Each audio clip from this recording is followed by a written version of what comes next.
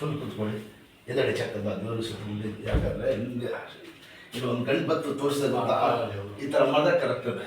ಹಿಂಗೆ ಕೈ ತಿರುಗಿಸಿ, ಇಷ್ಟು ತಿರುಗ್ತಾನೆ ಇಲ್ಲ ನನ್ನ ಕೈ ಕೊಡು, ಹಿಂಗೆ ಮಾಡೋಕ್ಕಾಗ್ತಾ ಇರಲಿಲ್ಲ.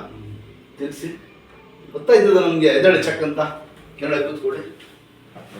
ಇಲ್ಲಿದ್ದೀವಿ ಕಾಲು ಹಿಡ್ಕೊಂಡು ಕೂತ್ಕೊಳ್ಳಿ ಸರ್. ತೋರಿಸ್ತಾರು ಮನೆಯಲ್ಲಿ ಮಾಡೋಕ್ಕೆ.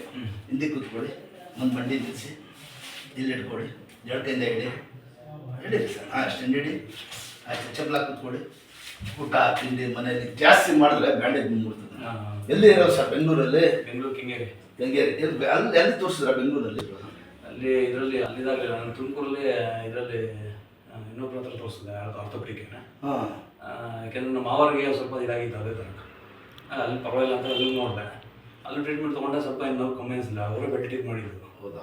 ಬೆಲ್ಟ್ ಹಾಕೊಂತ ಇದೆ. ಯಾಕೆಂದರೆ ಮೇಲೆ ದೇವರು ಸುತ್ತಕೊಂಡೆ ಈ ಥರ ಹಂಗೆ ಕೂತ್ಕೊಳ್ಳಿ. ತೋರಿಸ್ಬೋದು, ಕೂತ್ಕೊಳ್ಳಿ. ಇದೆಲ್ಲ ಎಕ್ಸಸೈಸ್. ಕೈ ಪಾದ ಹಂಗೆ ಅಲ್ಲಿ ಇದ್ಮೇಲೆ ಬಾರ ಬಿಟ್ಟು ಎದ್ದೇಳಬೇಕು. ಹೇಳಿ ಸರ್.